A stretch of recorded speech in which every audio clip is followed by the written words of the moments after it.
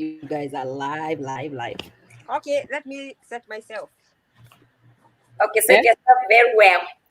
No, because I have the phone on my head. Okay. Now you want to hear Germany all the way. Okay. Give me Before we start, one. you say the grace. Hmm? Before you start, you say the grace. Before you start. Okay, you're gonna be the one to lead us on the grace. Grace is gonna read the grace. Amazing Grace gonna read the grace. Okay, God give us the grace. Even as we start this show today, we are live talking about the African immigration, how we pray and trust God that we are going to touch the lives of people and also encourage somebody. We are excited. We are 7 golden girls, Yes. 7 sisters, born from one mother and one father, all of them, and one brother. We have one brother, our oldest brother. And so today in the show, I have my oldest sister. Her name is Ruth. I have our fourth born, which is Mama Fuadi. Anapenda kujiita shosho wa Italy. And then I have my I have my fifth my sister, which is Becky, and our last born, Janet. So we are still missing 2 Mustangs, the third born, and the 7th born. Yes. Those 2, they're missing. But you see them again when we come back to the show. So we are excited. We were here a week ago. We were not able to do it last week. My grandmother was not feeling well, but she has left us and she is resting. We say she's resting because she lived her life well and now she is with the Lord. So welcome, you guys. Welcome. I'm so excited. Yes. Yeah. So anyway, the topic for today, we are talking about the African immigration, right? And we are talking through our own experience, our own insight on what we have seen and what we have experienced, and also what we have seen our friends and our family members go through as African immigrants, not just in the United States, but also in Europe. My family is very vast. We are here in US and in Europe. I have other family members in Saudi Arabia. So it's a blessing all by itself.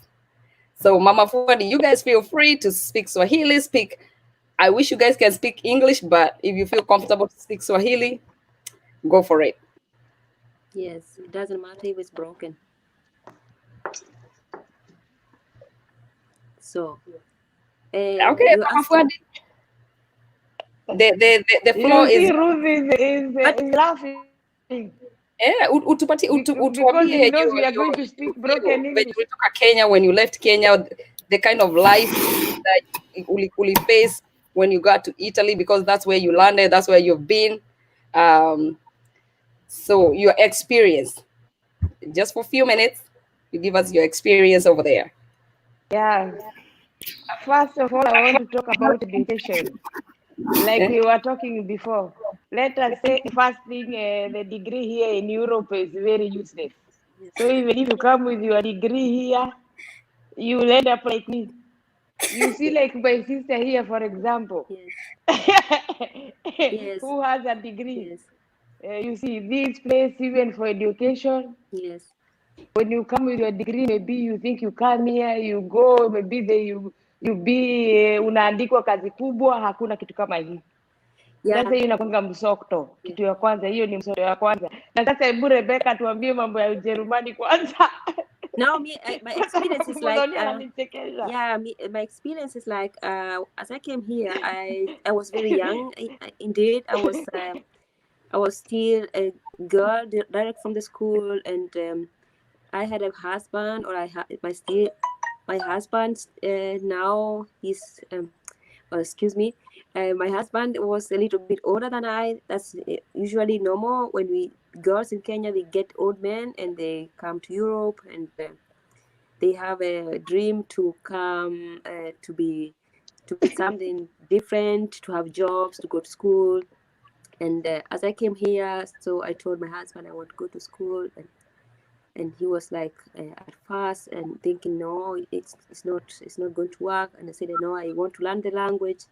So I learned the language. That was very important, to know the language so I can speak with the people and I can know about the politics and about the rules so it helped me a lot.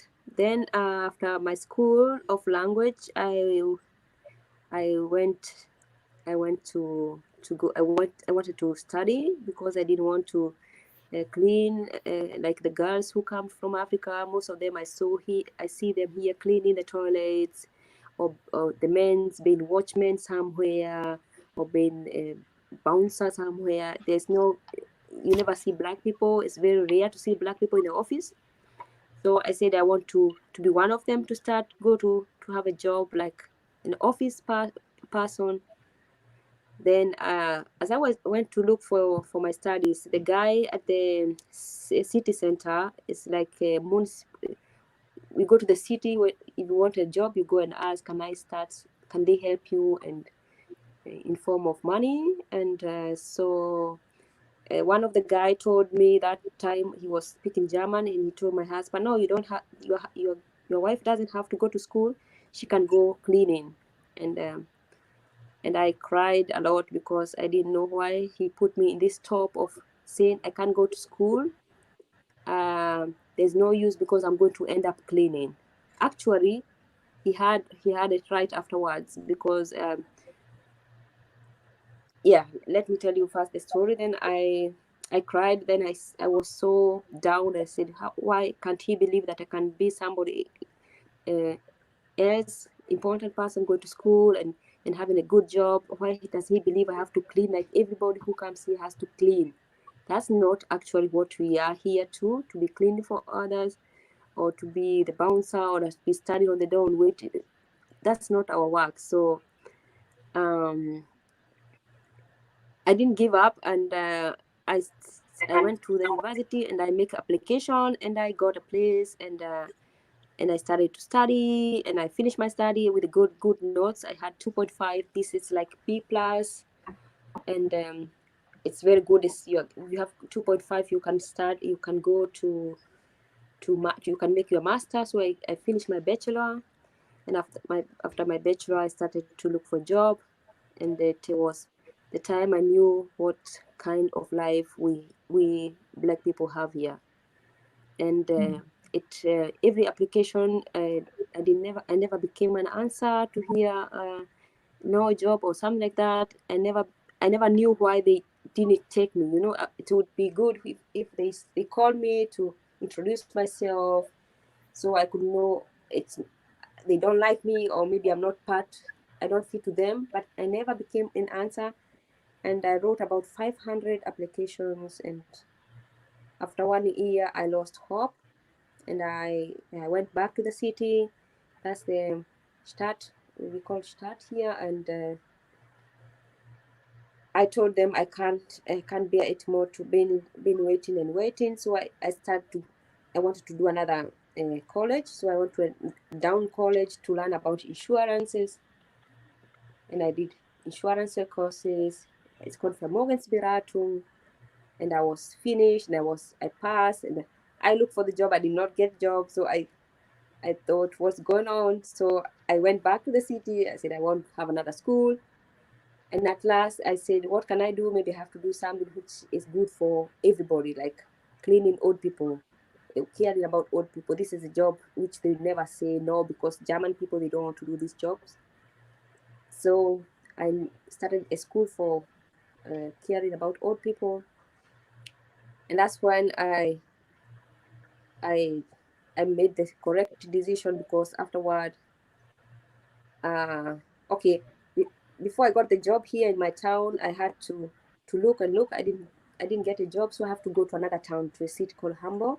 That's where I got my first job, and and they start to see how good I was, and they start improving me and seeing, oh, we can make more out of this girl. And yeah, actually then I decided to come back and make application to the city I live, because I wanted to go back to my family. And I got a job, a good job, where I am now. I'm very, very satisfied about it. But it was a long, long way of suffering and being on. I'm a black person. I can't become the job I would like to do, where I get more money. I don't get enough money to say I'm good at that, because I use a lot of money for my studies. I had to get a credit, about 35,000 euros to do my studies, and I still pay for this money now, even if I don't earn the half of what I would have been gaining then. And it's sad. It's really sad, because every time I go to the city here, I see black people only cleaning in the restaurant, in the shopping center, and I think, why not be in the office, sitting somewhere and being proud? And because we can do a lot, and we are good people because we never get tired. And we are good people, we never get tired. Yes. Yes. And we are that is the difference. Yeah. When I came to America, I saw black people working in places, and I was wondering, wow, here in Europe is impossible. Yeah. Black people, you should work second-hand jobs. Yeah. Those dirty jobs that a white man can't make. Yes.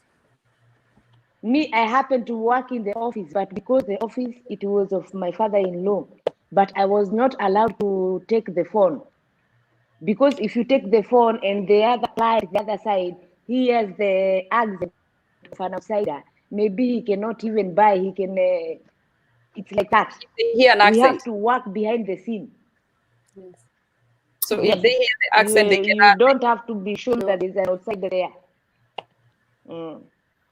It's very interesting, because here in the United States, as much as we go through some racial discrimination, as much as we go through, I don't want to sound so bad, but I know we have the discrepancies when it comes to job in the corporate America. You know, the higher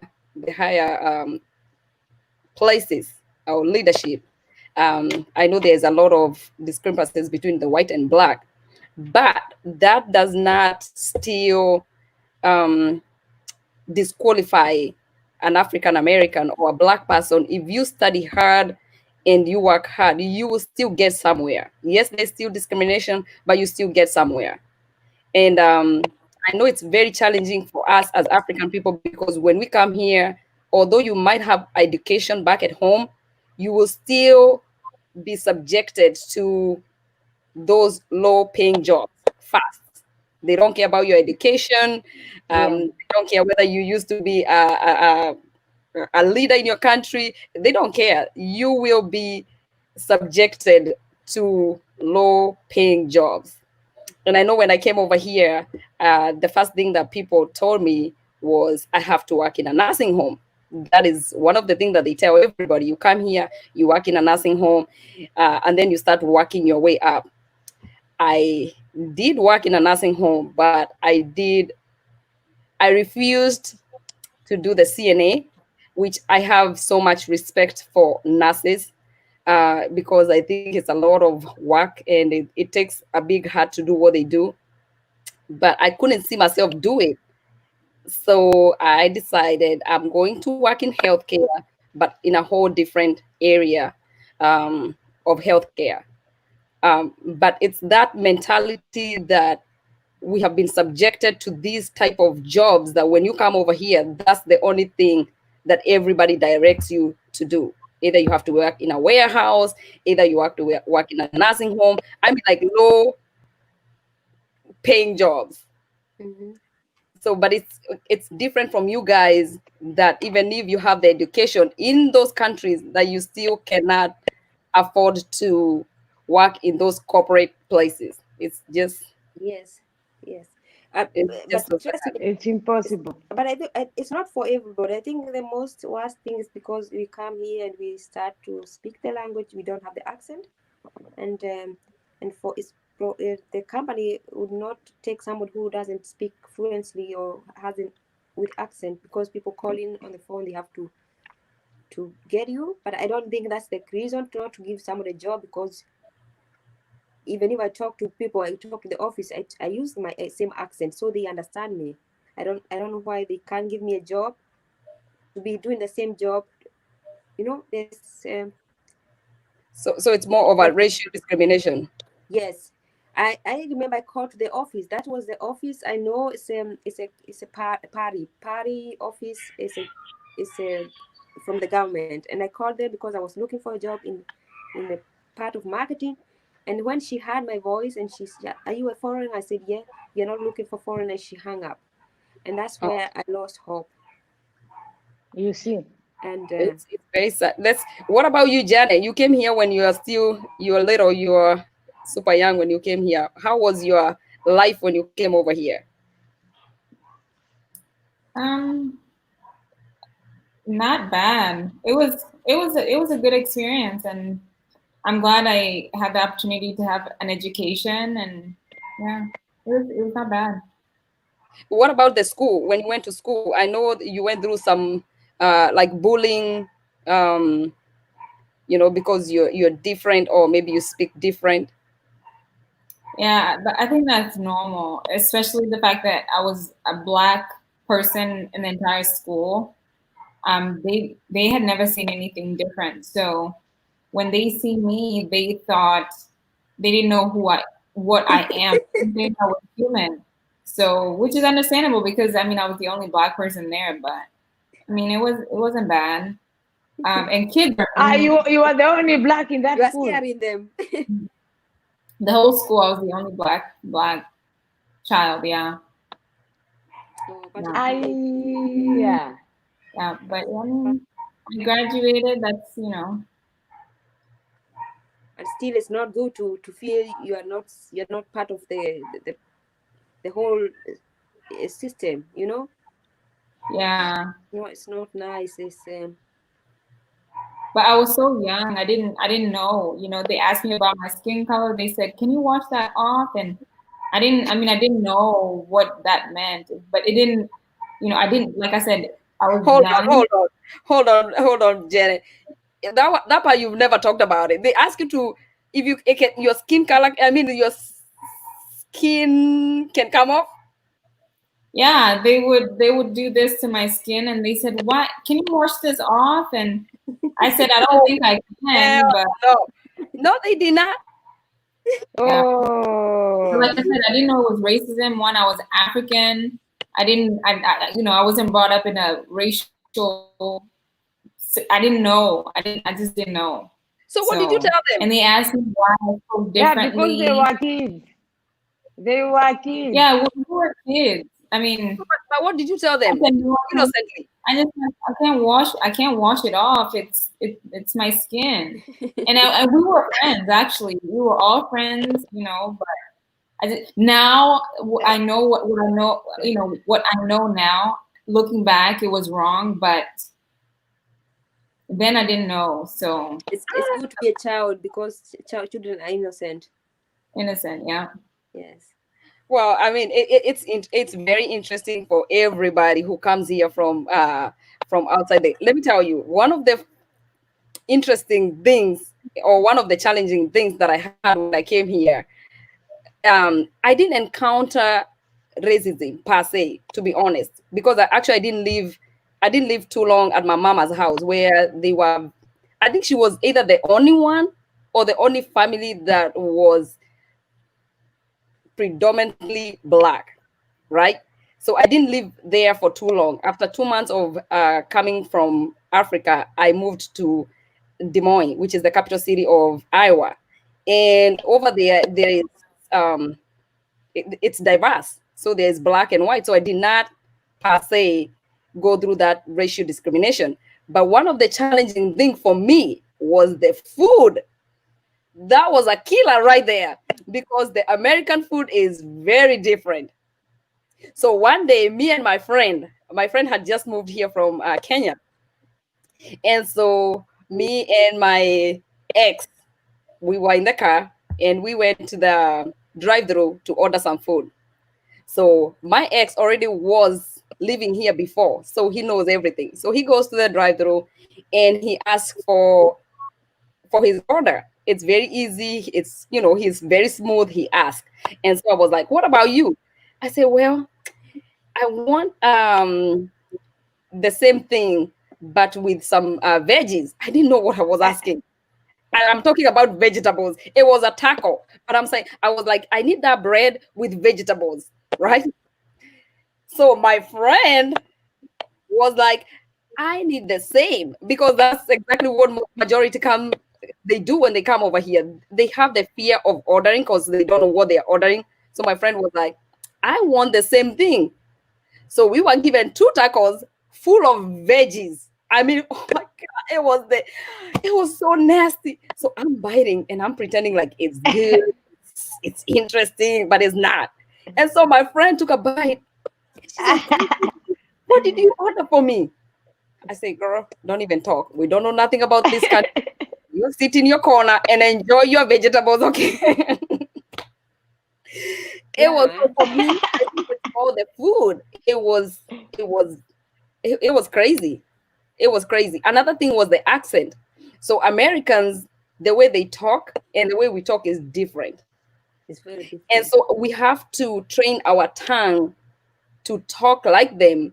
Not necessarily because we want to talk like them, but because we are here and we have to have a better communication so that they can understand us, right? Just like when you're in Germany, you have to speak German or you have to speak Italian. You have that communication. Yeah. So now we have to twist our tongue. My poor mother is still struggling to speak like Americans even today. Like she's gonna talk about the potatoes and she's gonna say potatoes. I mean, it's a struggle. So language for me and the food was a big kicker. It was a big kicker for me. It is, but now I always encourage people, especially when they come here from Africa. I tell them, try as much as possible to get engaged with people so that you will learn and become better. You don't want to struggle. Another challenging thing is the credit. Nobody talks about the credit for African people when they come here. And I wish somebody like Rose, who is dealing with the credit business, can talk about it, because that is one of the things that African people are never told when they come here.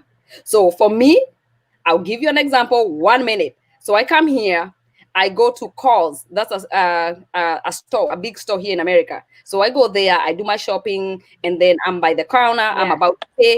They ask me, you can save 20% if you open a Kohl's card. And I don't know what is that. So they explain to me, and I'm like, that's a good deal. So I take the Kohl's card, I save my 20 or 30%. It's a credit. Girl, a girl like shopping. They told me you have like 500 credit line. You can come and shop, and then you can be paying every month. A girl was just swiping the card, swipe, swipe, swipe. But come to pay, I'm like, I don't even remember I'm supposed to pay. So it messed up my credit because of not paying. And I didn't know that if you miss to pay your credit, it goes to your credit report every month. It shows. So I think Rose needs to talk about the credit issue to the African people, because they have no idea. And 99% or 90% of African people that come to the United States or maybe Europe, I don't know about your situation there, they mess up their credit. Unless you have somebody to lead you and to tell you and to enlighten you and teach you, you find yourself jacked up like never before. And before you get your credit back, it's a struggle. Yeah. It's a big, big struggle. Wow.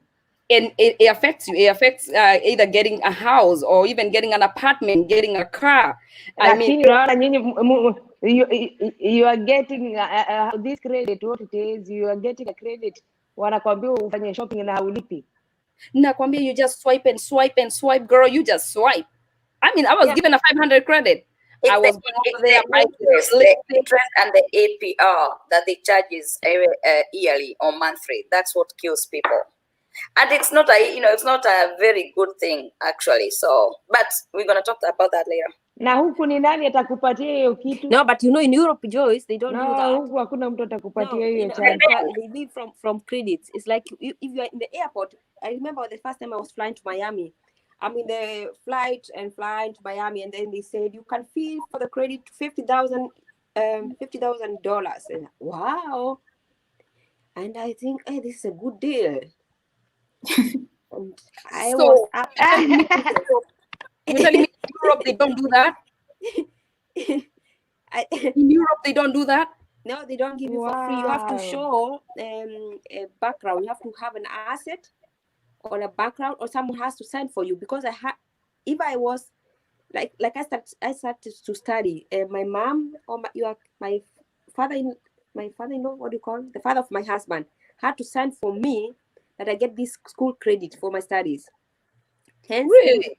Yes, because they have an asset. So lazima wakuwe na guarantee. Yes. They cannot give you like this.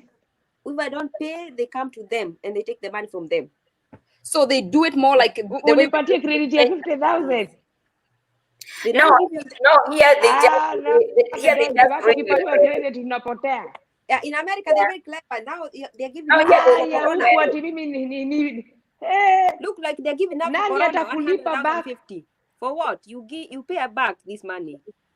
Oh, unataka kwa hivyo Europe nyinyi hampeagwi, you guys don't get the, like let's say when a Walmart, like even in Walmart they do that. You go to Walmart, unafungua wanakupatia credit like 1,000.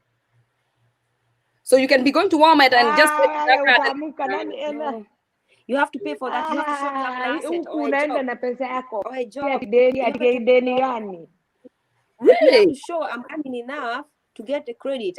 Yes, and let's say even most of Africa, most of Kenyans who are here, most of them hawana credit card, Visa, Mastercard. Wewe nani anakupatia? Unapatiwa na nani? You have to have a job. You have to have a job. And you have to have even this. Or you have to have an asset with your husband. That's why I say they cannot marry a black guy here. Because if I marry a black guy, we'll be in trouble, both of us. Okay, hold on. That makes sense. You cannot marry a black man because of what? This one is becoming another. Now we have another sincere person here. Thank you very much, Becky.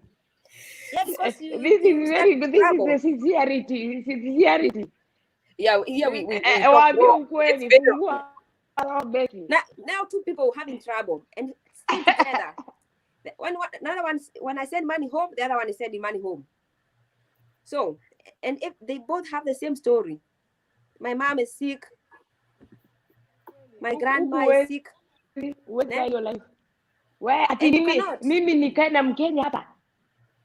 Ona ngikoro athakarite tamara mathede maya siwezi kana nimekata kabisa, akanyange kubwa hata nikae na huyu mzungu wangu because huyu mzungu ndio anajua kile mimi nakula. Na wewe ngiki Mkenya mogo kama mhotete ni moko hota, but see, not all of them credit huku, lakini si wote wako atoe wapi but they still have also trouble. They have wote kuja ni kuonyesha hapa miano. They also struggling in life, and you are still struggling. So you struggle. You stay two people struggling. Why? You get trouble. So kama mzungu hii ni insurance. Sisi tunasemanga mzungu ni insurance, life insurance. Wewe huku ukimwacha ni kubaya. Huyu mzungu ni kama oxygen. So Joyce, you say if you go white, so you say in America they say if you go white, your credit goes right, and if you go black, you never go back. Yes. So nyinyi mnaendaga white because of the credit. Hiyo go back. Hiyo unasahau, hatutaki hiyo maneno, hata hutaki kufikiria mambo hiyo. Lakini mzungu kwa sababu if you meet someone hajaekwa na mzungu huku, ende uangalie life yake. Hapo ndio utajua mzungu ni oxygen. Mzungu ni oxygen. Wow. It went all the way to the other side now. And hapo nimeunga beki hapa, nimeunga beki mkono. Why ati Kamkenya? Mimi nikae na Kamkenya hapa na si kwa ubaya. Si kwa ubaya, niseme tu kweli, si kwa ubaya. Kama nikukane Mkenya, turudi kwetu tukalime huko. Tulime viazi, tulime meshiri, hiyo tuuze. Lakini hapa hatukai kwa nyumba moja. Hapa tunakaa na mzungu yako na mimi nikaa na mzungu yangu. Kwa sababu hivyo tu, that is the big solution. Na hata mzungu, every office you enter with a white person unafunguliwa. Mimi nikienda kwa municipal council nikiwa peke yangu, hawataki hata niingie, wanaanza kudelay maneno. Lakini ukiwa na mzungu unafunguliwa mlango. Wow. Mimi nilikuja kutaabika Ulaya tu kwa sababu ndio nikae hapa we. Wow. Anaingia kufukuza mbio. Mimi nikifukuza polisi hapa watanibeba. Sasa uniambie sasa mimi ningangane na Kimuniga hapa ati ndio nikaange mzuri kwa kitanda. Na mimi ni shida, niende pale nafungiwa ofisi na anafungiwa. Wow. Wewe, ndio kwenda kio huo. Wewe, wacha. Europe is beautiful, but it's you have to fight and So Janet, unajua sasa her view have changed because of the BLM, Black Lives Matters. Is your mind still the same, or have you changed your...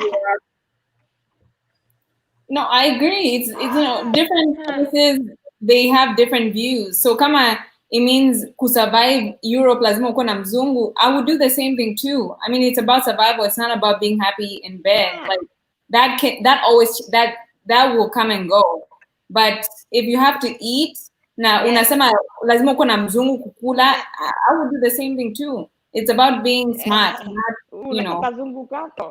working hard. Yeah. I guess, okay, for me, I would say it's different for me. Again, I think it's because I gravitate towards faith, right? And as much as it sounds awkward, I believe that Mungu hata kama amekuweka in that place, yes, you can suffer and everything, but because I believe he has good plans for you, I honestly do believe that he will make it happen. Because there's no way that he brought you into this world for you to suffer if he didn't have good plans for you. You have to help yourself first, though, before God can help you too. But he's the one who ordained you. He had plans for you. Yeah. Your seed is not a mistake. So you being the seed. No, it's not. Na sio sisi peke yetu, hata wengi wao, the men, Kenyan men, wameolewa na kizungu kwao. Also them wamekalia kazungu kao hapo. Mbona nasema aje Mama Fuadi? Hata wamekalia kizungu tu wao. Nani anaandika hivyo? Mama Fuadi ni nani? Ni Mona amesema.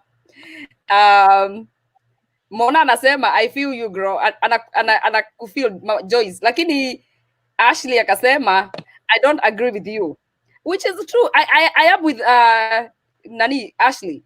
I disagree with you guys. Ashley anasema hivyo kwa sababu Ashley anatetea kwa sababu alipata kama black. Unajua Ashley is in love. Wacha hiyo love wakati itaisha. Alafu atakuja atakujoin hapa. Atatujoin baadaye atakuja kusema auntie mama. Akia Mungu ulikuwa unasema ukweli ni vile kako in love. Wacha na Ashley. And she came with mama. Mtu wako in love wachana na yeye because anakuanga blind, asiangi, haonangi. Anakuanga tu bwana yake. And she came with mama. She did not came like yeah. She came with the parents. That's true. Ni unaoka kwa nginyane anu todo la ivofia. Ashley unasikia venye ni na kagai karade. That's true. Akionani wameshagora maisha ore, you know, she had a chance to choose. Yeah, she had a chance. But us no. Ungena chance ya go to so. Yeah, most of them. So for you, it was more for survival. Joyce and Becky, it was more for survival. Kwani unaniona hapa miaka nyingi, unafikia ni miaka ngapi mimi nimepanga bag. Napanga bag, unanikuta airport narudi. napanga hapo na nazunguka, naenda kwa mtu nakuta fridge is empty, unakumbuka yako iko full, unarudi alafu unapanga nguo tena, unaenda mpaka mara mwisho nasema wacha nikae kwangu. And most of them, the black people here, the black men, they don't stay with one woman. Thank you. Ashley anasema amekwenda the same guy for 10 years. That's good. So, wow. Everybody's story is different, to be honest. Everybody's story is different. But Ashley came here, she was young. She came with a mom that's like Janet. Yes, and she like Janet. She went to school. Janet, what she'll do. Yeah. Janet she will choose for her life. That's true. Ashley. Ashley yeye alikuja hapa akaona vizuri, akaketi akaona, unajua akakuta kuna shelter, akakuta mama yake yuko hapo. Sasa akaketi akaona sasa ile kitu ina miss, wacha mimi naweza kurahisha tabiri, wacha nichukue hii kinyeusi kietu. Anajua akachukua kwa mama yake. Lakini I agree na Rebecca na Joyce, because I honestly don't think I'd be where I am today kama my mom wasn't married to a white person. I honestly think singepata the opportunity ya kwenda shule na niko States. I'm in the United States. I don't think I would have had the opportunity kwenda shule na school was paid for. No. I wouldn't have had all those luxuries if my mom did not sacrifice herself to date outside of what she's used to, a Kenyan man. Yes. But if she did come and kuja huku and then I see everything, I am so glad. My dad, may he rest in peace, but because of him, I am who I am today, because it made a big difference. Kama my mama kama angekuja hapo apate Mkenya, angewalipia nyinyi wote tikiti, ingekuwa maisha, angesema tu mkae huko. And she used also to stay huko, mtumiango pesa mkuliwe na Mommy used to stay. Mama, there issues. If she went somewhere and she was with this man, she used to be like everybody open for her. Now you know she can't be somebody important. Yeah. And her husband was a very big person in the army, so she had two positions: the white and the army. Yeah. This high person. Yeah. So she was like a queen. Yeah. And not having a mom, she even had her life. Ametengeneza maisha yake Kenya because of that. But kama angekuwa na Mkenya, life would have been completely different. She wouldn't be in Kenya and enjoy the fruits that she has right now. Completely different. I still disagree because I've seen a lot of Kenyans here, whether it's maybe my mic is done. I have seen a lot of Kenyans, whether it's a couple, whether it's an individual, that are doing well and they have invested, they are doing better, not just here in America, but even back at home. I believe it's everybody's journey. That is in America. That is in America, but not here. And they have to have good jobs, most of them. Yeah, and majority. Okay, I'm going to talk about US because it's US. We have a lot of people who came here in the United States when they were still young. They were like 18, 19. Yeah. And 20. And they're doing better by themselves. Some of them, they don't even have any family members. So they had to formulate a family, whether it's friends, whether it's a circle, so that they can make it, but they're doing better. I don't think it's necessary that you have to. And I know there's this perception when you have a white man, or when you are married to a white, or when there's whiteness around you, and things are different. I know for sure it is, because of the perception that is there, because white is associated with superiority. But that should not be the case, and it's not the case. That should not be the case, Grace. And you know how I feel about white people, especially with this Black Lives Movement. But let's call things as they are. Having the white crowd. There's so many African people here, Janet, and they're doing better. Ngoja nikwambie Grace kitu moja. Unaona huku Europe, hata watu wengi, wanawake wengi, wale wako na watoto kama mimi, wale walikuja na mzigo ingine. Unaona wale walikuja na mzigo ingine, kwa watoto wa black kama huyu mtoto wangu black. Watoto wengi wale wako na hii rika, they are blacks. And maybe even if you are married to white na uko mtoto na black, many children hawana kazi. Sasa unajua hata wengi wamekuwa ni kuzurura, wanazurura tu, going around at that age. Only because why is he working? Because there is a white man behind.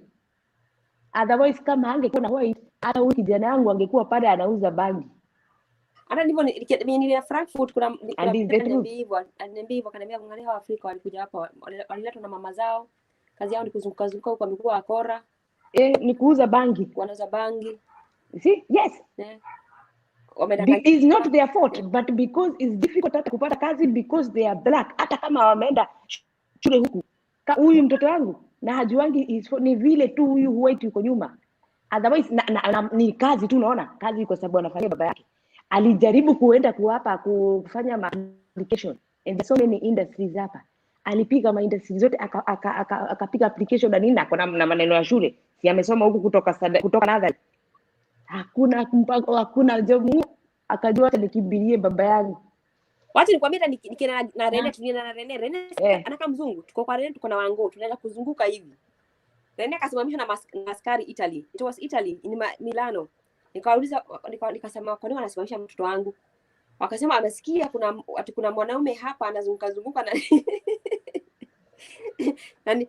na wanaogopa kama wametoka kule North Africa. Na anatafutwa sana. Sasa nikashangaa, ni mtoto wangu anatafutwa ama ni aje, kwa sababu mtoto wangu alikuwa anaenda kukimbia every time. Nikamwambia bwana achana na mtoto wangu. Just show us the paper. Nikamwambia mtoto Mjerumani hata atoki dini, hata he's not Italian. You have to see the paper. And that's it's kind of discrimination because he look different. They think he's the one who is doing the criminality there. My son doesn't live in Italy. Kwa sababu basikia kuna mtu anazunguka hapa. Labda alikuwa anafikia sasa kuna kijana mpya amekuja kuleta sasa mambo ya kuuza. Mambo ya drugs na nini, kwa sababu Milano ndio hiyo. Kwa sababu kuna mablaki wanakasa huku watu wa mablako. It's awkward. I know it's awkward, and I do believe there's a lot of racial discrimination. I know that. I am not blind, and I know a lot of people are not blind. But I still disagree with the perception that has been laid in our society. And for that reason, we need to teach people, we need to enlighten them that, yes, just because we have been looking at this skin color as a superior skin, and it's acceptable and it has an access to everywhere, in every place they do, which of course I know for the most part it does. But it does not mean that we cannot mount up to be like them. Because we have seen people who have, I know it has been a very steep slope for them. It hasn't been a sliding scale, but they have made it.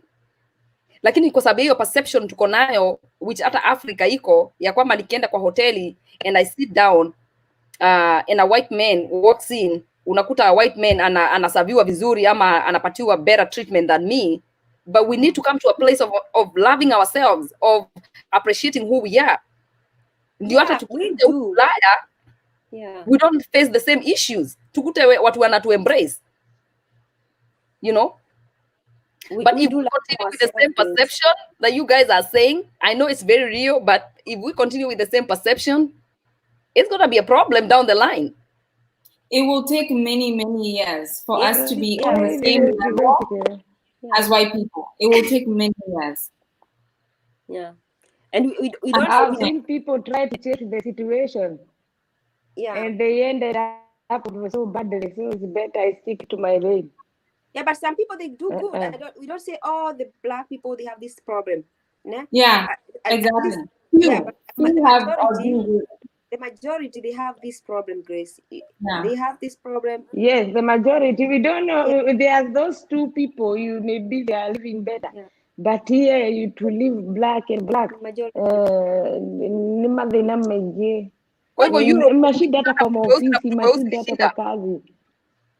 So in Europe, a black and a black is a time bomb.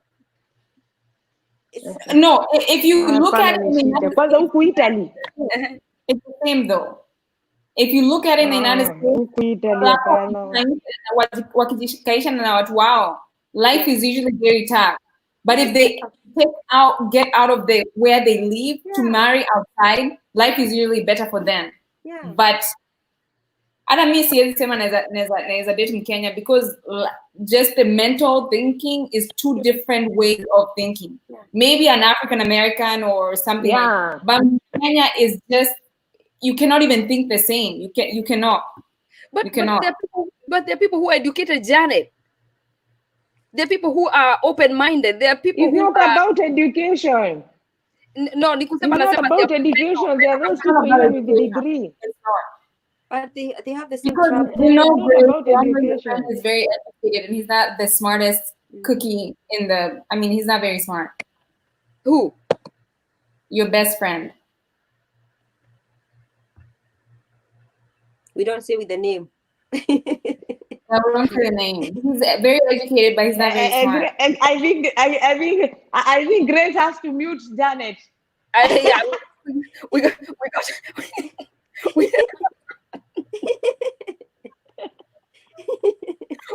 we got listen. This is not Jada Pinkett. This is not Jada Pinkett testimony. Rose went away. Rose went away because of this story. No, Janet, you're Corona. No, right? It's not about the education. Good morning. It's not about the education. I'm not just saying the education. I'm saying I think it's the outlook. It's the how you look at people, because people are different, and you cannot box everybody in one basket. Where's the what water in your buyer? Just because you have this apple that is bad, apple that is bad, you cannot quantify and say all these things are bad. You cannot. Mimi naonanga vile wanakimbizana kwa maofisi huku kwa sababu ya kuenda kutafuta hizi nyumba za government hizi za kulipa 50 euro 100 euro. Unakimbizana hapa kwa municipal council, utaenda upatiwe hiyo siku. Unaambiwa kuja kesho, unaambiwa unawekwa kwa list na nini because you don't have for rent na nini unaongoja. There are so many, unaona vitu zingine. Unasema sasa hii maneno yote niteseke hii maneno yote. But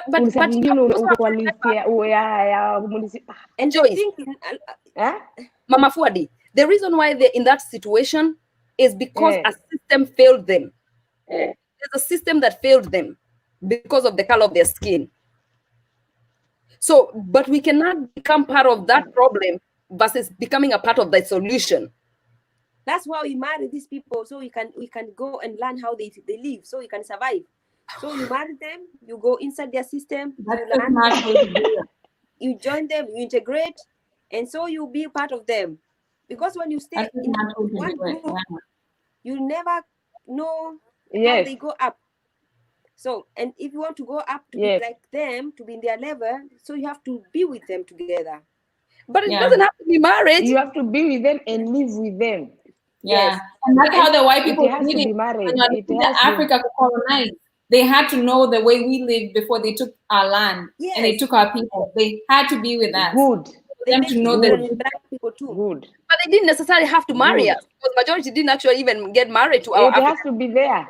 But they rape the women. It has to be there because the marriage is because that is the only way you can know what you are thinking, what they are thinking. Because the woman, you know, the woman, you make him fall in love, or you trap him, and so you are inside them. No, you are. But you cannot trap someone there.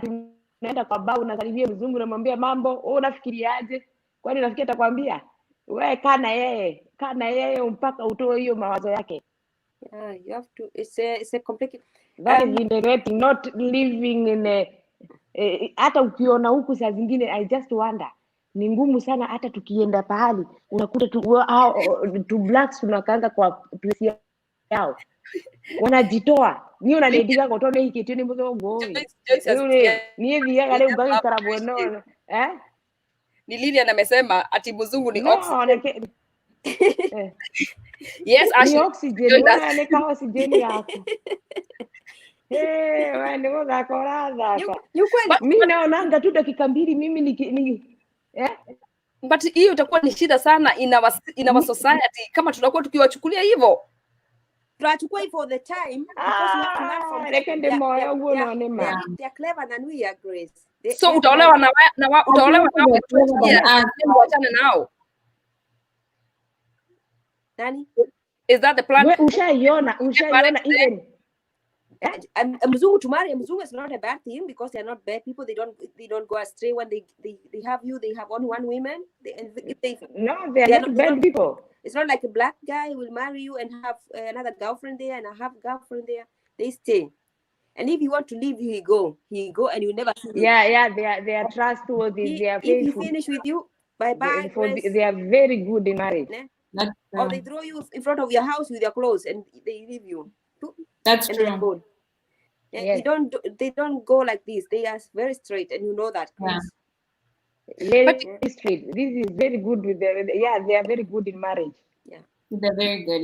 Yeah. And they're very clever, like that. And they are not people that will leave you in the house and they go out in the club with other women. They will take their wives in the club. Yeah. They are very good. The wife always comes first. Everything, my wife. Yeah. I saw that with my dad. Kenya, ginyawe na ihuwe okero dio wakome. Weterere rio gashiara. Na kehura kirafu hapana mzungu ataujua mimba anakuchukua mkono my love tuende kwa bar unakunywa moja moja na unarudi. Mona, don't support these two people. These are troublemaker. Don't support them. Mona anasema ati Mama Fuadi and Becky, very true. Very true. Ni ukweli. Una mapenzi ya mzungu. Unaiangalia na mpenzi ya Mkenya. Okay, I do believe on that note, I do support you guys. Not 100%, but I do support you that yes, their way of showing love or expressing themselves is different from the black people. But you show what you have been exposed to. How can you love somebody in a way that you don't know? You have to know to be able to express that. So these African people, yes, sometimes we blame them, sometimes we put too much weight on them, but they don't know better because this is what the environment they grew up in, that's exactly what they knew. So now... No, we are not, Grace, we are not, now let me tell you, Kenyans who are the Kenyan men who are now in Italy, are not against them because they are the same like me. If we meet together, me and him now, we are sailing in the same level. So the way he's suffering, the way he's hustling is the same. But why should I stay with him hustling and suffering? And maybe sometime he's not even getting even a dinner. Maybe tomorrow he doesn't know what to eat. When there's a white man here who can take me and give me lunch, breakfast, and supper without problems. Tell me the reason why I should stay with that Kenyan. Why? Why should we double the problems? Ashley anasema a white man isn't your friend. That's what I believe. You know what? I kind of support. Because let me tell you, one is on your side 1 minute. Not a friend. Yeah, one is on your side 1 minute, but the next minute they can turn against you. There's something about the black community yenye inaweza kusupport. And they can have your back. I know what you mean, but you know what they do. Mzungu anakana. Normally ni mzungu ni mwerevu. Lakini sasa akioa demu, aone demu ni mjinga. Mzungu anajifanyanga mjinga. Na hata ukierevuka kidogo, sasa tayari anaerevuka kidogo. Mzungu never hatakangi umpita ni ngumu sana umpite. Because he will manipulate your mind. Huyu unichezea akili. But that doesn't mean he's not my friend. Ananichezea akili ndio mimi nisimuache nikae hapo.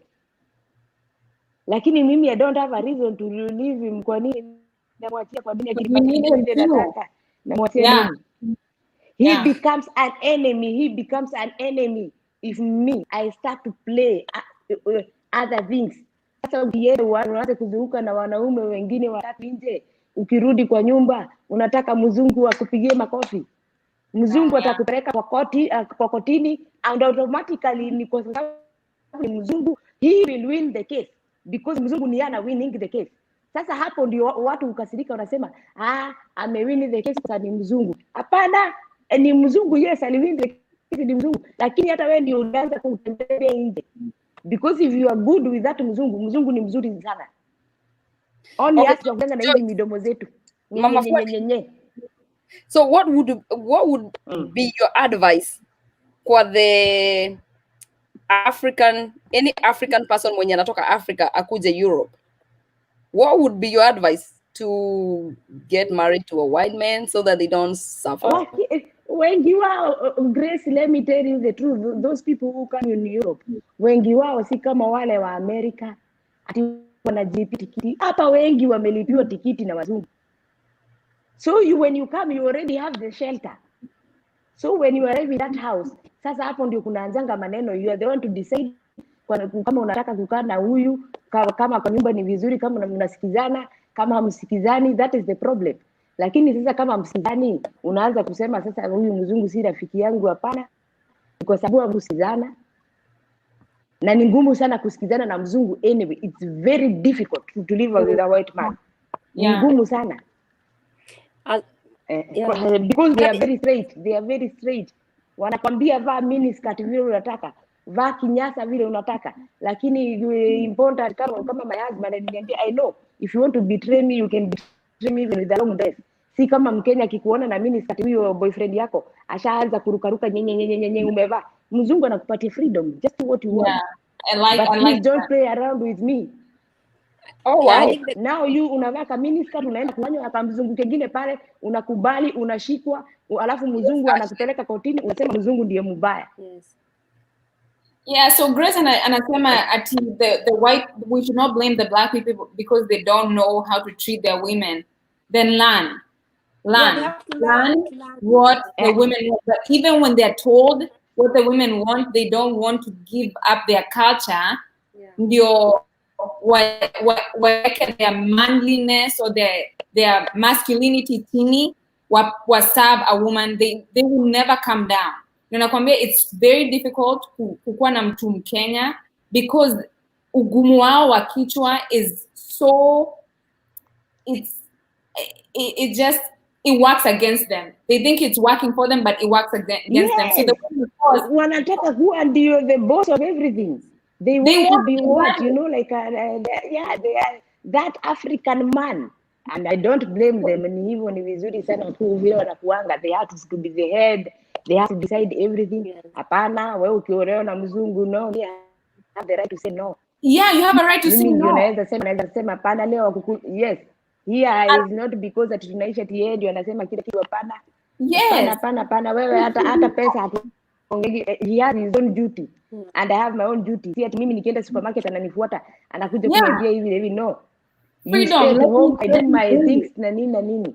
Freedom. Lakini utaona amekufuata, ameanza kukustoku huko na nini kwa sababu umetoka dakika mbili. No. Wewe mzungu unamwacha hapo, unaenda supermarket, unaenda shopping kivyako na akufuati akai hapo kukupigia simu na nani? Unaongea na nani? Nyenye. Sasa hiyo ni tabia Exactly. So then when the very smart Kenyan men say that the nurses are tough, ati tunajisikianga kama sisi we are the ones that know it all, is because we know who we are. When we have an education, especially when a woman has an education, there's no reason why you need to sit here and listen to somebody's BS. Kwanza mtu akianza ku question what we're doing at all times and akufuata, and then nurses get labeled as the bad people because we are strong black women. When that happens, it's a problem. Anakuona kama ni mtoto yake, wewe si mtoto yake. And then unamuuliza maswali kama nini? Yeah, and then they make you pregnant. Mwenye wanaongea baby nurses wazungu wako na issues, wanaongea juu nurses wa Kenya ndio wako na problems. When all nurses I think nurses are nurses. So, and I had to say that for whoever is listening, my favorite guy friend. Okay. There's some shade that is flying there. Hey, we are almost done. Becky, what would be your advice to any African person moving to Europe? I can say to America because you're not here. If somebody is moving to Europe and you want to live your own life, come here, get integrated. You have to integrate yourself, language, mix yourself to the other people. Don't go and stay where the same people stay like you. Just look, you can stay where you can. If you want to rent an apartment, go and rent where also white people are, not just where. So you can live in between the white people and know their culture and know their living if you are alone. If you are looking for a husband, it's advisable to have a husband who know the culture here, to know them. Understand what I mean? Like if you're in Italy, you marry an Italian man, so he can show you how you live, and it's like a protector. It's like a protector and like a shield. And if there's no life insurance, yes, it's life insurance, and afterwards you are good in it. If the police come, you are good. You're good at that. Yeah. If the government come, they can support you. It's like it's a good thing. Yeah. If you don't want to marry a white man and you want to marry a black guy, then you have to go, but both of you, and integrate yourself. It's very important to integrate yourself. Don't want to do to live where the same group live, to go cleaning, to go washing. Ile group wanawekanga pamoja, wanakaa kama kondoo huku, unaona saa zingine wanakaa kama tukondoo tweusi, tuko pamoja. And they start and they talk about go instead, stupid, blah blah blah blah blah. You guys are so wrong in all ways. Yeah. So you can't develop. And I've seen many people coming here. They are still the same people I saw for 20 years ago, because they have not changed their life way of living. They're still the same in mind. They think they can live without talking and staying and talking about other people and talking who is and spoiling other people's life with the mouth. You never come forward. But if you integrate yourself, if you mix yourself with the people who are intelligent, and most of them are these people who live in, you will grow. Yeah. And one day you can say, now I can marry whom I want. I can marry a black man and he can be now under my. That's smart. Yeah. Then there is no man who can come and be on top of you, even if he's black. Yeah. Yeah. But if you have nothing and you get a black man, he'll just keep you again. He'll push you down. Where he'll. Yeah. Yes, he'll push you down. You have to have something. Yeah. You are educated, so he'll come and he has to hear you. You are the boss, and he has nothing to say. Wow. This but is only the white man will be the boss. Yes. Hapana, mimi hata saa hizi sijui kama tunaweza sikiza. Mimi akikuja kwa nyumba naweza kumwambia. I don't know if we can stay together. What about you, Janet? Hapana, mimi nasemanga even if mimi nasemanga tukikosana na bwana yangu, mimi yes, I will have a relationship. Yeah. But the relationship should be wewe uko kwa nyumba yako na mimi niko nyumba yangu. Tukikutana tunachukua lodging. Yeah, that's hapana. I don't want to. Tunachukua lodging. Don't come and make that my bed sheet. Siwezi kubali kuosha suruali ya mwanaume mwingine. Hey.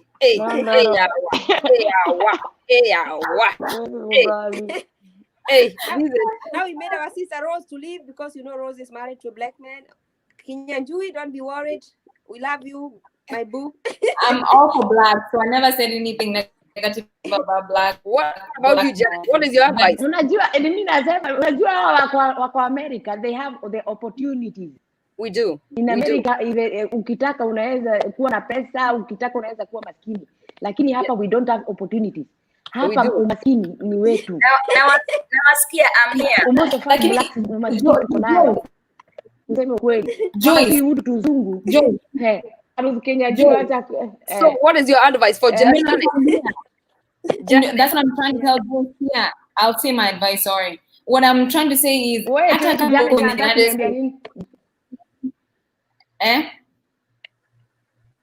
Msoni is muted. Grace, Janet talk. It's Janet who is talking. Nilikuwa naambia Joyce, hata kama ni the United States, if my mom, like I keep saying, if my mom was married to black, the fact that alikuja in the United States in a completely different culture, kama angeolewa na Mwafrika, it would have been a different story. I don't even think ningekuwa hapa. Sidhani, I don't think Judy ange would have had the opportunity to be here. Rose herself, she was married to a white man. Very good life. Yeah. Yes, to be where she is, alipitia hapo. I still disagree with you guys because But that's what I'm saying.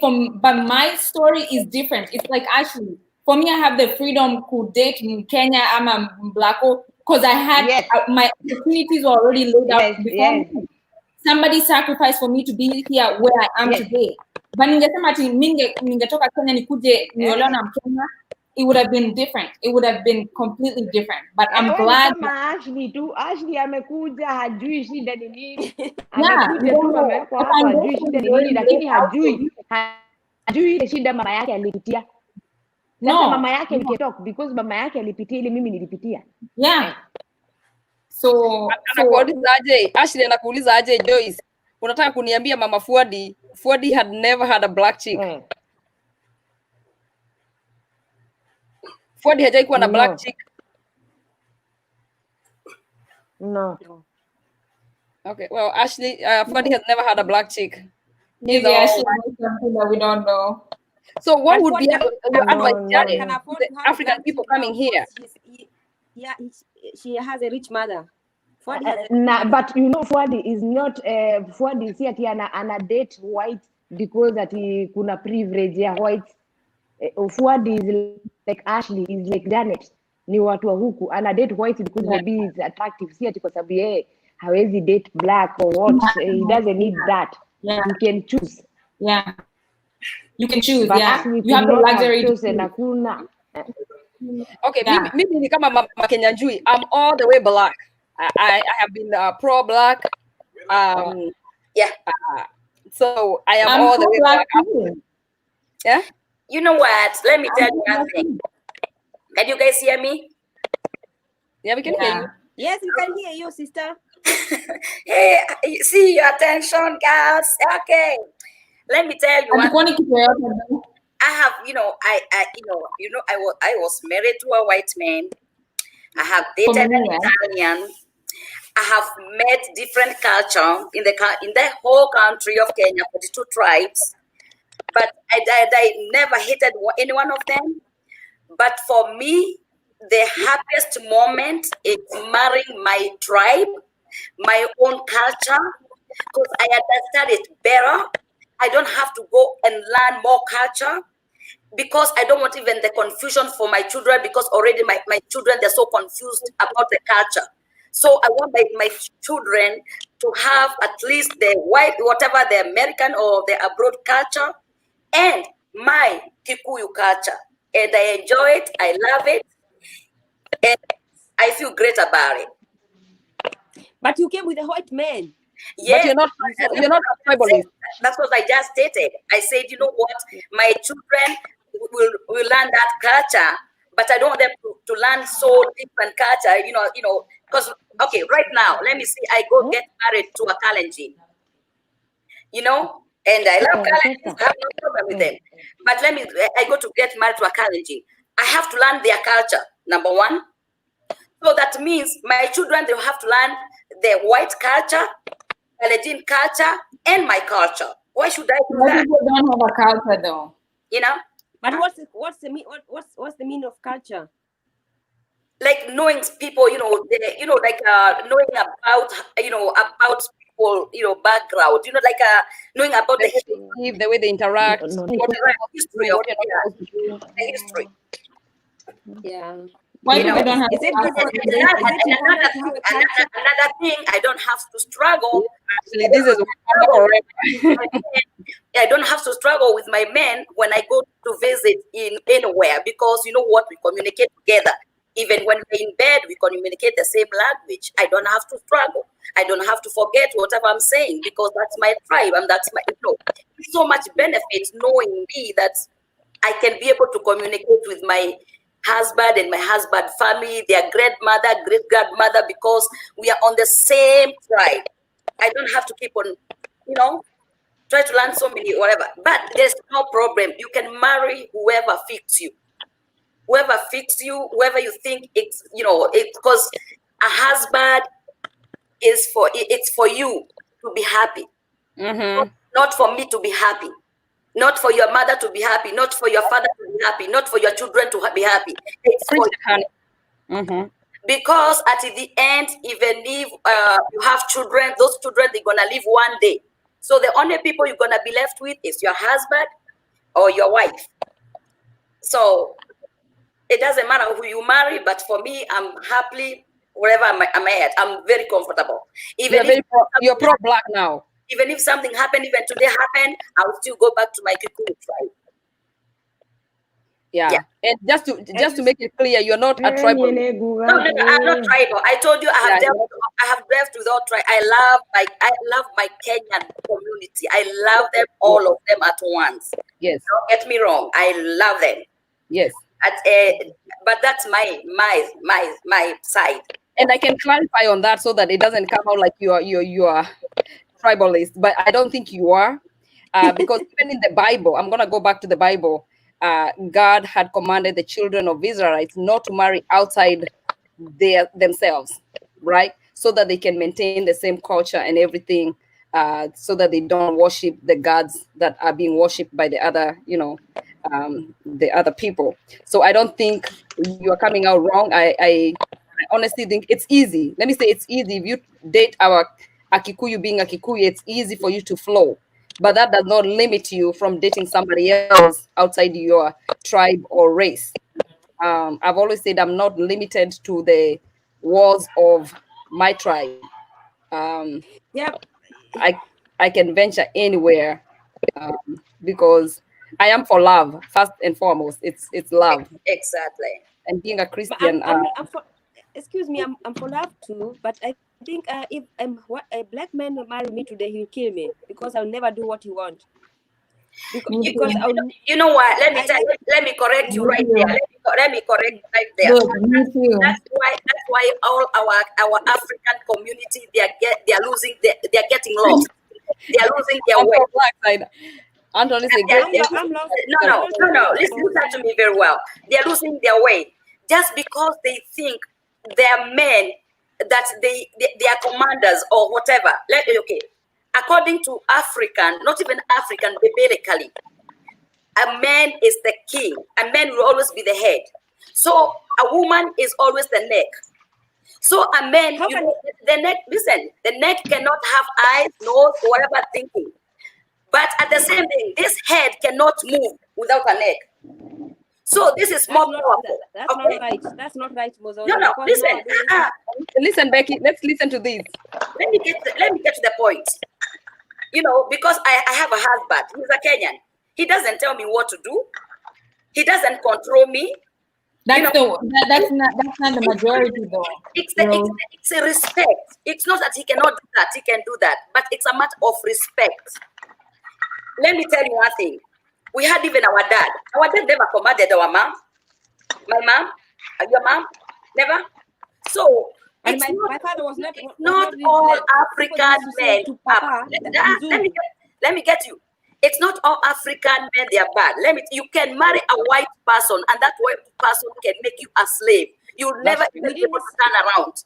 We did not say all black people are bad. We say the majority, and I mean, like you are saying about culture. I don't believe in culture. I don't like culture stuff because I live. Not even bad. We were saying it's very risky. Yeah, it's very risky. So let me talk in another way. So kama me and my ex Abdul Muidhiramu, tungetoka Kenya tukuje America, we could have lived.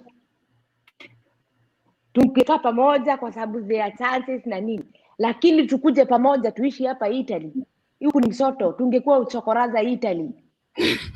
And I'm talking the truth. Kuna chokora wengi wenu hapa, kujeni hapa mtawaona hapa Milano, si uongo.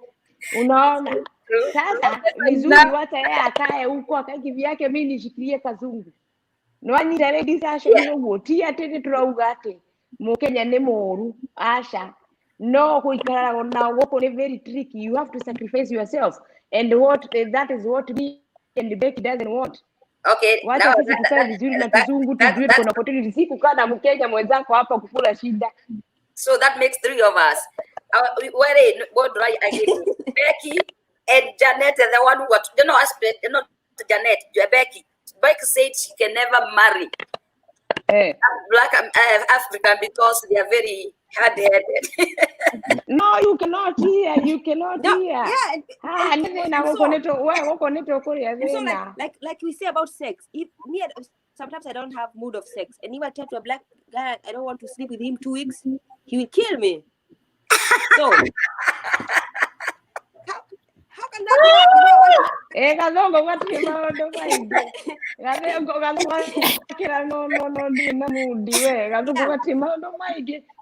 okay, my wife, baby, sleep. No, that's not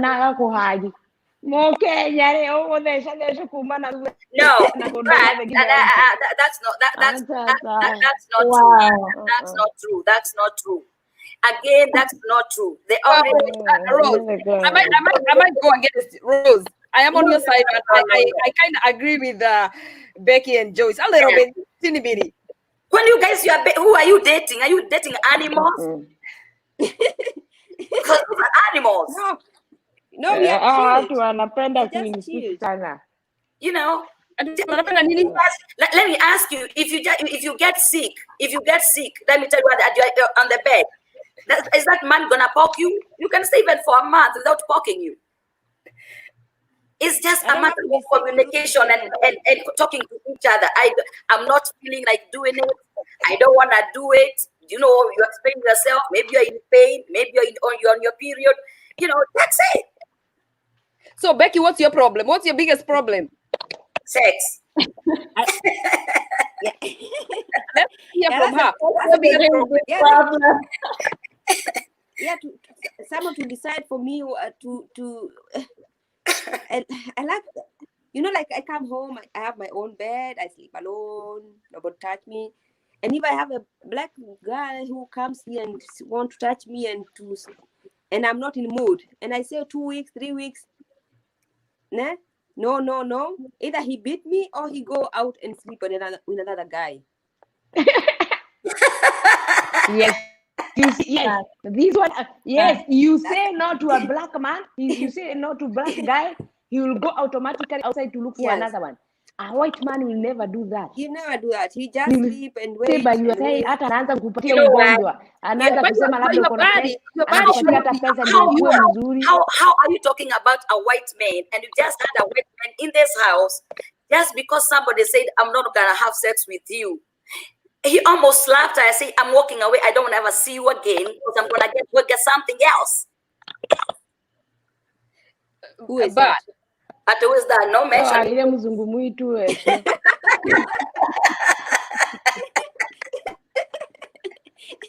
huyo ni mzungu mwitu. Because I'm gonna come there and kick his ass.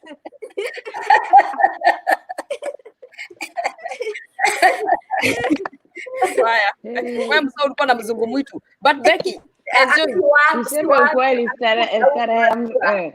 Becky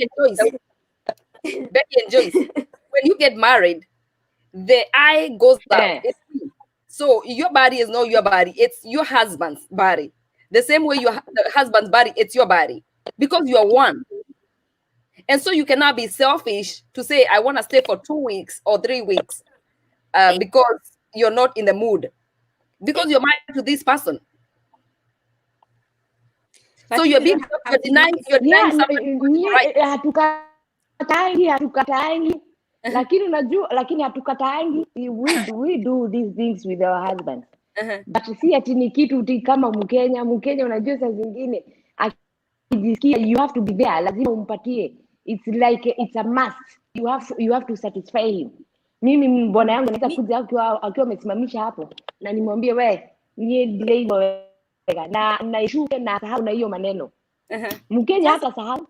And we are tired. Mkenya hata kusumbua Mkenya nakula ugali, nyinyi mnakula spaghetti. Sisi tuko na miaka yetu, sisi tunataka kukaa starehe. We need our own starehe. Ukienda kwa kitanda, you are the one who is deciding. I work a lot and when I come home I'm tired.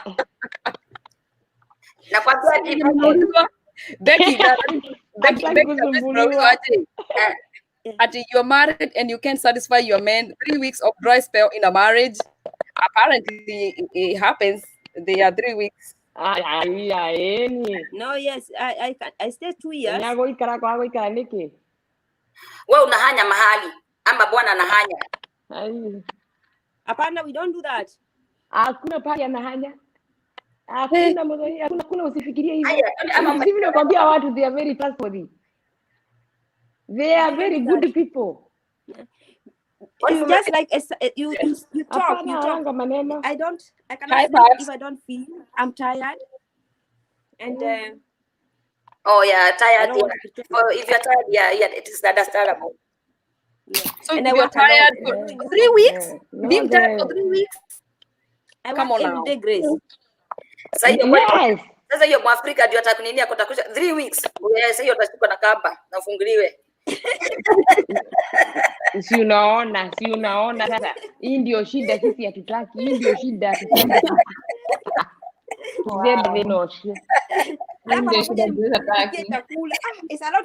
Anakuja chakula.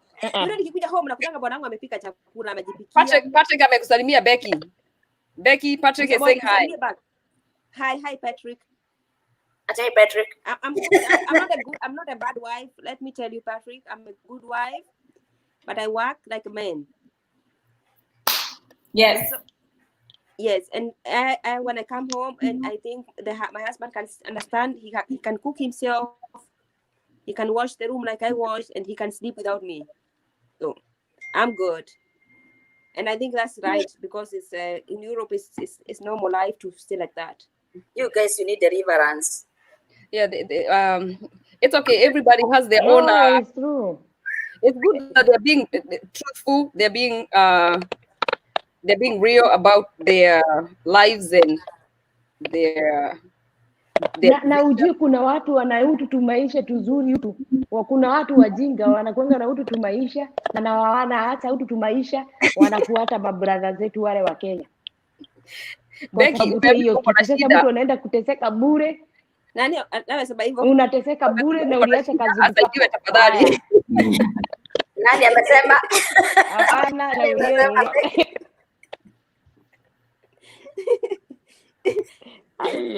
Yeah. But that's Europe. If you come here, that's what I'm saying. If you come here, just mix yourself to know the culture. Then you'll be open. Then you'll not be like, yes. Then you'll not believe in thinking you are down. And you have to stay with them. Yeah. And it's not a must. Unaingia club unafanya wewe ni wao. No. Ukaje ginya kumageithia wewe kilafu ukaje ginya kumageithia hai na ndumoi. Wewe tu wewe mmoja wao. Ukaika nao ungeona yani sawa karibuni atia ukamamenya. Lakini ukikuja hapa unakaa kando unakaa hapo kutinda. Hii ni Europe, hii ni kubaya huku. It's too like this. Lazima ujue kusurvive bwana. Lazima kusurvive. Hiyo imenishangaza. Amerika mtakuwa matajiri. Sasa unaona kina Jennifer Lopez. They say that like this life. They choose. Akiboeka na mtu wanamtupa. Wanachukua mwingine. Yeah. Yes. Kwani ni soko? You just pick up and drop. Oh my God. Becky waambie maneno vile. Unaona hii culture sijui inaendelea ikiharibika. My niece tulikuwa tunaongea na yeye, she was doing online dating. And she told me, Aunt Grace, you can join this Coco. Inaitwa nini mzo? Coco. Coffee meets bagel. Coffee? Coffee bagel. Yeah, coffee meets bagel. It's a dating site, right? So she told me you can go to the Coffee Meets Bagel. So I was trying to find out more about, why she is more into the online dating and everything. And she told me, you know what, Aunt Grace, it's because if one doesn't work, you drop and you pick another one. And you're talking to 10 men. And among those 10 men, if you don't like this one, you just and drop. I said, this generation. Hiyo ni kama venye tulikuwa tunaenda soko. You go to the market, unatafuta nyanya kama hii ni mzuri, hii ni mbaya. I'm like, we come to that place of But that's the future. That's the future we are going to have, and we cannot deny it. And even if we try to reject it, it will come. And that's the generation not from Kimberly and Tracy. They will get that. And mumesalimiwa na nani? Mumesalimiwa na Pastor Tony. Tumesalimika sana, mwambie tunampenda. Anione kule. Umeambiwa uone pastor kwa deliverance. Hii munafanya mimi ni calculate. Munafanya mimi ni calculate hii maneno. Naona, you know, if I could change my life, I have to sacrifice 3/4 of my life ndio niishi vile nyinyi mnataka. Kuna maneno nyingi sana naweza sacrifice. Kama gani? Sababu I know that person cannot give me many things. Sasa nikikaa na Mkenya, okay, the minimum wage in Italy is 1,200. Haya, mimi nipate 1,200. Na my boyfriend black, good in bed, very good in bed, 1,200. Kwa sababu hata ukiwa good in bed mshahara ni ile ile. Haya, to 2,500. Hana nyumba kwa sababu alitoka Kenya, kwa atoe nyumba wapi? Ni outsider kama mimi. Tuchukue ka nyumba, tulipe 500 a month. Haya, chakula, tulipe maji, tulipe heat, insurance ya gani, petrol.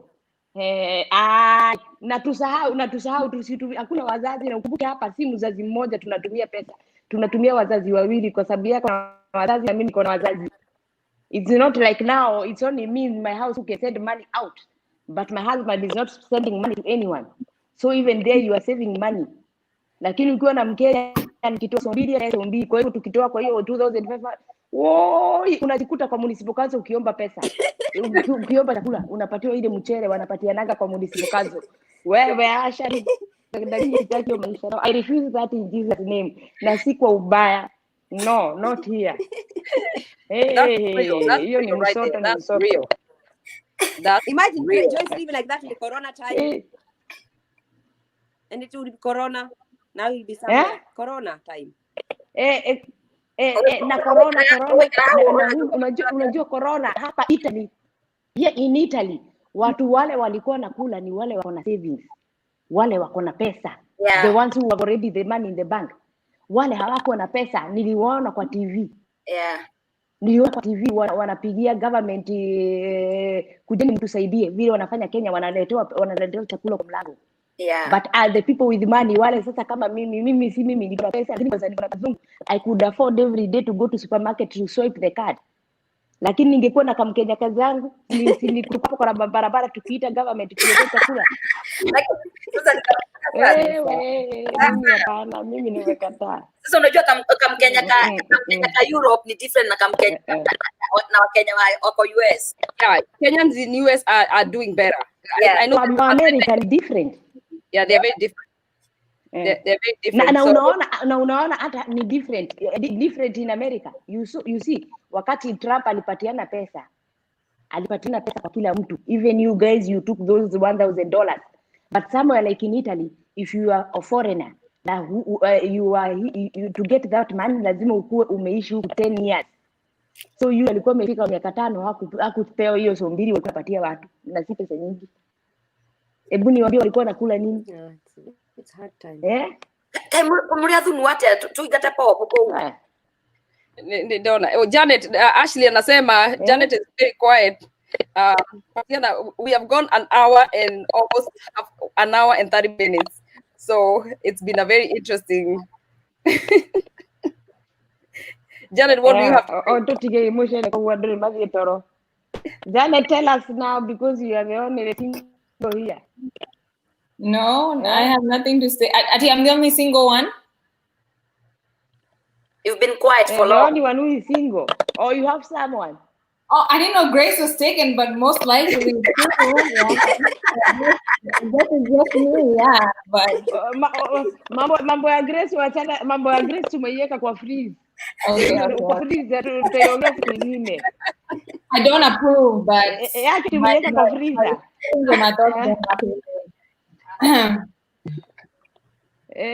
Jana ndio unasherehekea area.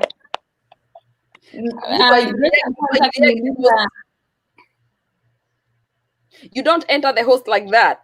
Boy, but the other advice yako. Grace alikuwa ananiambia what my advice would be for people coming to the United States. For me, niko na advice because I don't have the best advice because I came here when I was young. Lakini venye Grace alikuwa anasema most Kenyans who come to the United States wanaambiwa lazima wafanye kazi nursing home. That's not true. You can work anywhere you want to do because this is truly the land of opportunity.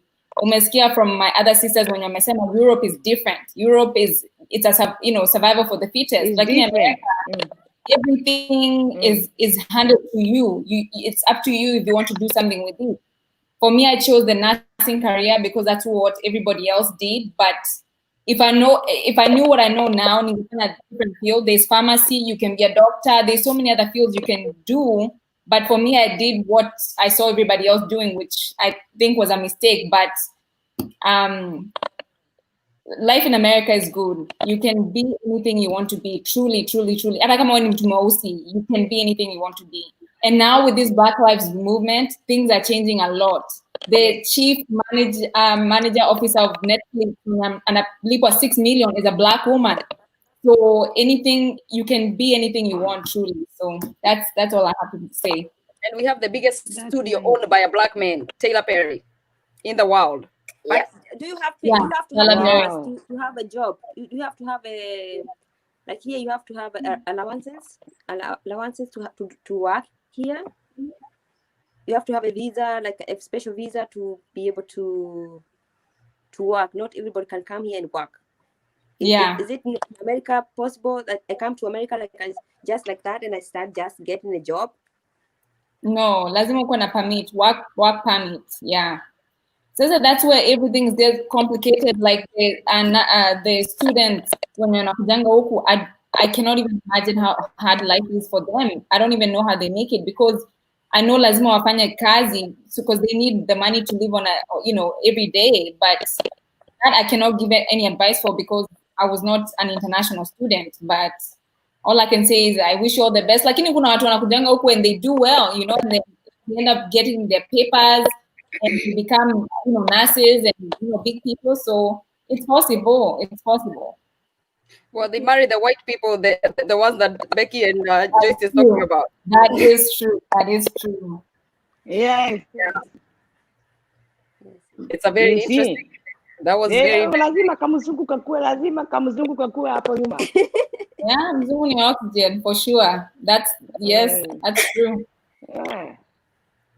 Oh, leo mmepatia maneno. Unajua kuna maneno zingine hata muongeagi saa zile tunaongea behind the curtain that you guys talk, and I'm like, okay, that's a big one, but let's keep moving. Which I love you guys. Mimi wakati watoto wangu wait Grace, wakati watoto wangu walikuwa naenda shule, every time I wanted to make problems to the teachers, wakiniita nilikuwa najua watajua mimi ni nani. Sasa nilikuwa naambia bwanangu, naambia come here, you have to do your work, your white collar have to be there near me. Sasa naenda naye shule nimeshika mkono, wakiona kama mzungu unajua hakuna vile wanaweza fanya, na wapelekesha, lakini nikiwa peke yangu nitaitiwa mpaka polisi. Wow. Very important. Then salimia basi watu. And I think it's a very sad. Sorry. Yeah, Nasama, it's a very sad thing the way tuna paint these white skin as if it's the passage or the access for everything. And I know for the most part that's how it's been, but I think it's also because we created that societal idea that they're very superior. Mpaka wao wenyewe wanajiona wako superior. Kwa sababu hata sisi tunawachukulia hivyo, that's how we take them. And so that's how they even walk. They walk with that. I don't. But and that's what I'm saying. We as African people, we have to embrace ourselves. Mi najua kwa sababu I know a lot of people who are married to white people. They get a lot of access to so many things. That's true. And it's easy for them. Yes. But it's because of that presence of a white man. I know that for sure. I know that I know it from first-hand experience, whether it's family members, whether it's friends. but it's a sad thing. We as African people need to do better, because all lives matters. Grace, you are talking of you have people in Saudi Arabia. I saw in Dubai, when I was in Dubai, kuna club moja haingiangi na Wakenya, haingiangi na black people, and those Arabs wanasemanga this place is not for monkeys. Na wanaingianga tu wale ma-Russians, wale wameletwa sasa, wale professions. I saw it. Na mimi mpaka nikaenda kwa hiyo club, nikasema acha niende kwa hiyo club. And I entered. Why? Because there was the white man behind me. Wow. Huwezi ingia kama wewe you are black. But me, I went there. Wakati niliambiwa na Sister Waigwa, I met her in Dubai. Wakati aliniambia, nikamwambia I'm going to go there. Na nikaenda. Na mimi waliniangalia tu hivi, lakini wakati waliona kuna mzungu nyuma, nikaambiwa welcome. If I was alone, ningeambiwa kanyanga. So sad. It's very sad. It's very sad, and I hope that we're gonna come to a reality of having a different mindset. Because let me tell you, the slavery mentality, the mind, our mindset. If we don't change our mindset, it's gonna affect us generation after generation. So we need to be liberated and delivered in our mind. Ndio tuanze ku appreciate our black sisters and our black brothers. You know, ndio tusiwa treat any different. No, Rebecca amesema we have to integrate. Yes. Rebecca amesema tushikane nao kabisa, kwa sababu if you cannot beat them, join them. Join them. Marriage. Yeah. You have to join them, because without nothing you cannot come. You cannot come in front. Nua kwa mdomo na change mindset. You can change your mindset, but you are not helped. It doesn't help you. Ooh, okay. I've changed my mindset. I came here, I studied because I want to but if I don't integrate with these people, I'll never be where I am. I say the job I'm working, I'm the black girl, they are working. But if you want to live a better life, if you want to live a normal life like someone living in Githurai, then you can do whatever you want. But if you want your life to be better, you have to join these people. Yeah. So guys, come to Europe or in America. The doors are open. Lakini sisi the pro black, we're gonna stick to the pro black lane. Hopefully Rose is out already. So. I'm for everybody. Yeah. I'm for everybody. No, sasa wewe already tumekutoa kwa sababu you're already pro black, you're already married to a pro black. So 100%. Yeah. So there are two dancing in the arena. Me and Janet. Janet is on the other side of the world. I'm on the other side of the world. Anafanya vizuri. Amefanya vizuri kuolewa na Mkenya. Ndio watu sema sisi we are racist. At least they see in the family there's someone who is holding the culture. When the others have run away from the culture, there's someone holding on. We have our brother. We have Martin. And we have our brother. Yeah. Alafu na mimi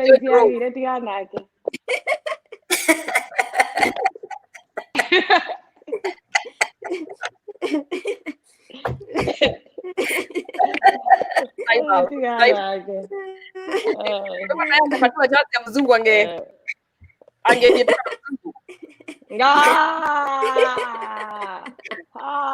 uciendagiacokire Kenya holiday ariganĩirwo nĩ tũrĩa tũngĩ tũkinyĩte twana tũrĩa tũngĩ rĩa konya ariganĩirwo nĩ tuwĩte korwo rĩokire gũpangia ariganĩirwo nĩ othe na mkutange maisha yake amefika. Unajua kusafiri anapenda starehe. Leo kuicho ni mzungu. Sasa hizo sasa anaketi chini, wifi kwa wingi, kagari kamepakiwa pale na kiwa insurance, fridge imejaa. Nani atanirudisha? Atika wifi. Oh my God. Just anapenda wifi. Just anapenda wifi.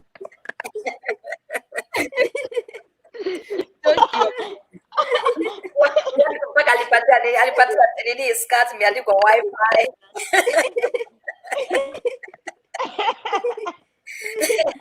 Hiyo mambo ya wifi inakufurahisha sana.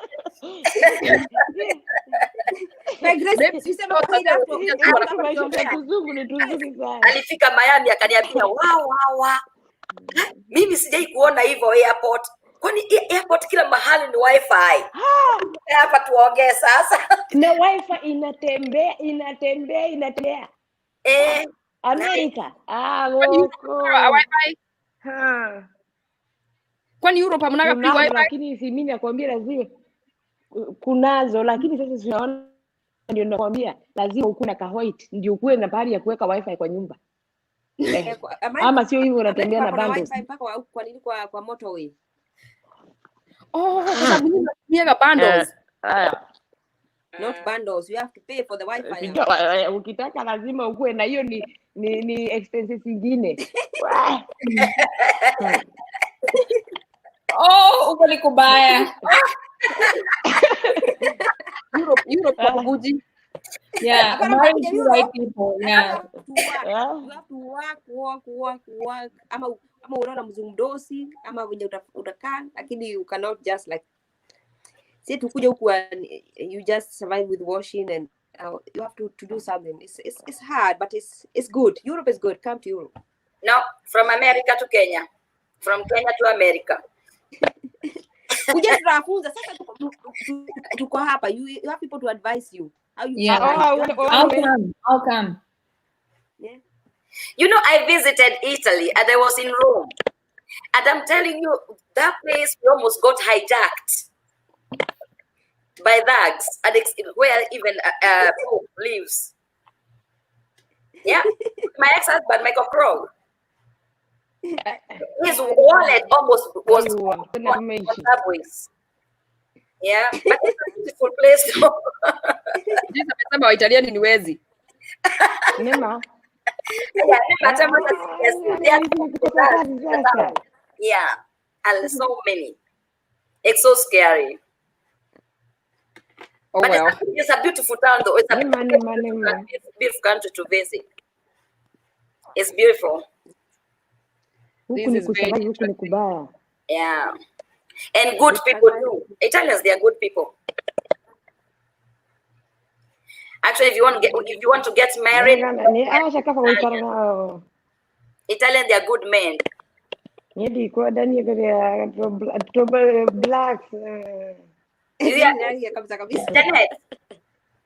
Janet, I'm calculating. Online to back to no, Janet is on the other side. Joyce and Becky, they are on another side of the world. They feel different, but I also understand it's because of the situation in Europe, maybe pushing you guys to be exposed to the whiteness. Go white and you go right. But I hope they will get to a place where love prevails first. Even I love it now because by force, by fire. The remind by force, by fire. Okay, Kenya. Kwa sababu huko kwingine funga macho. Uga hauacha, ambia your mind no. Don't even be tempted. Rebecca, no, it's like just anaongea kweli. Hata ukiangalia watu, most of the people who nimesema wanakuja wanakaa pamoja. Kwa hivyo mentality yao it doesn't develop, and you have to develop. Yeah, you have to develop. You cannot just stay where you are. Life is full of life is, you have to develop every time. It's like your body, develop every time. Every day your cells changes. You are not the same person you were yesterday. Wow. And so your life has to change the same. You have to develop, because if you don't develop, then you don't wonder and say, oh, we black people, we have to work. Because you don't develop, you have to keep developing. Yeah? And to develop, you cannot just stay together. You have to mix yourself. You never see, when the German come in Kenya, you never see them together. They try to talk to us. They try to speak even Swahili. Unasikia mzungu unasema ni mzungu maskini kwa sababu ameongea Kiswahili. No, he's very clever. Anaenda kwa Mount Kenya, kupanda kwa Mount Kenya kwa nini? Because you want to know. They want to know, because only through that they learn how to live. It's true. They go around wanaangalia, sisi tukikuja tunakuja hapa tunajikalisha hapo kwa kona, only complaining. Tunajiseti. And only complaining. Only complaining. Halafu unakuta and sometimes you meet them. Mimi kuna wengine na wakutanga wako group na bibi na bwana wana watoto 5. Watoto hata waongei Kiitaliano kwa sababu wanaongeleshanga tu hiyo lugha yao. And you are in Italy. Talk to these kids in Italy and also you just try to integrate. Wachana na hii mambo ya hii lugha haiko. Ndio. They have to talk unakuta wanakuanga wako. Even the kids when they grow up wanakuanga na shida hata ya kwenda na wengine. Ile the question nimeulizwa ati kama Fuadi ataipata black tick. No, kwa sababu like Fuadi alidecide I integrate with these whites kwa sababu white people akitaka black si tutarudi tu tutaenda kutafuta. But you have to be with these people. Even the black people when they come here they are rich. They are footballer. They never marry us black people. They marry the white people. Because that's true. They know our mentality is full of stupidity. No, at Ogu State, all these football players they're married to white women. Yeah, because they know they will be left in peace. Black people, you always make problem. You know you're a troublemaker and we are drama queens. But we are not. Why talk bad about us? There's no drama. It's not bad. It's good. I'm talking about how it is. It's a reality. It is reality. Ask the footballer. You cannot tell us that we have to be able to advance our mind, and then all of a sudden you start talking about us that we are, we cannot, we have to talk good about ourselves too, because even us we love us. We are good because we don't develop. That's the problem. If you come here, you stay there with the same mentality, and you think you have to be still like that. These men who come those are African men, not African women. African women are rich here. Ashley amesema her kids speaks 4 languages. That's amazing. That's amazing. Are they German? Kwa sababu umeona na mtu anaongea Kifrench. German maybe the French. So maybe because the husband speaks French. Oh, the husband is African. Yeah, she's pro black. Lakini Ashley, yes, but Ashley watena Ashley tumemweka school ya kina Janet. Hao walikuja waka choose life. Now if kama ni mama yake hawezi comment vile ana comment. It's true. He's comment vile lakini mama yake akiitwa hapa hawezi comment vile Ashley ana comment. Yeah. Ashley mama yake alikuja na kazi kama mimi. Yeah. She has that level. Well, you guys, we're gonna have to wrap up this show because it's been one of the interesting, very, very real. Watu wa Europe watupatia dose as it comes. We will continue next time. We'll continue the next air for real. Kwa sababu nyinyi hamjui kupakididi hata ka whipped cream. You just say it as it is. Anyway, guys, thank you for tuning in. Thank you for being with us. English, German, Swahili, and Portuguese. Oh, anasema wanaongeaga English, German, Swahili, and Portuguese. Wow. Yeah. Portuguese. Wow. Yeah. Wow. Good night, Mona. Yeah. Very proud. Watu wa Amerika bado kwetu ni mapema. Ninaona akiona ile baba yake ni nani? Baba yake ni nani? Ni mzungu. Baba yake ni mzungu. Yeah. Baba yake ni mzungu. Nikiendelea kurashia shido azome message yake waachana na yeye. Yeah, I'm the same category as Mona amesema poleni kwa msiba. Yeah. Oh, thank you. Na ni shosho yake pia. Anajua hivyo. Si hata mimi nimeshangaa sasa nilikuwa yake. Huyo ni aje maneno. Rose. Nimeanza kurudisha swali nikasema kwa nini atuambia hivyo. No, Mona ni huyo ni auntie yake, si shosho yake. Auntie yake. Yani auntie yake. Kwa sababu ni Mrs. Uncommon Rupa. Yeah. So it's auntie, yes. Yes, it's auntie. So thank you guys for tuning in. Thank you. As we come back here, we share our raw and real stories. We don't we don't mince ama kupaka whipped cream. They just say as it is. So thank you guys for tuning in. That's my sister there again. Ruth is our oldest sister. Joyce is our fourth born. Becky is our... I'm the sixth born, and Janet is the eighth born. So we don't have the seventh born and the third born. The Mustangs. We are the Mustangs of the Reunious family. So thank you guys. I hope you have a good day and good night in Europe. Bye-bye. Bye. Bye. Go offline.